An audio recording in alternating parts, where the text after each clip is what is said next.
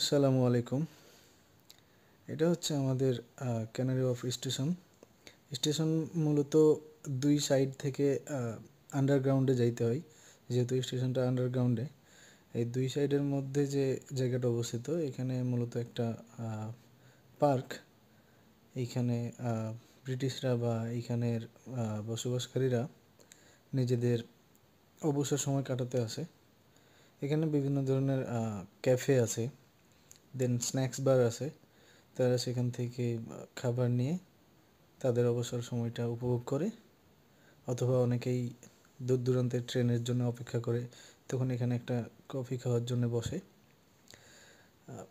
এই জায়গাটা মূলত দর্শনার্থীদের জন্য বানানো নয়, শুধুমাত্র এলাকাবাসী বা এইখানে যারা অবস্থান করে তাদের কথা চিন্তা করে এই জায়গাটা মূলত বিল্ড আপ করা হয়েছে।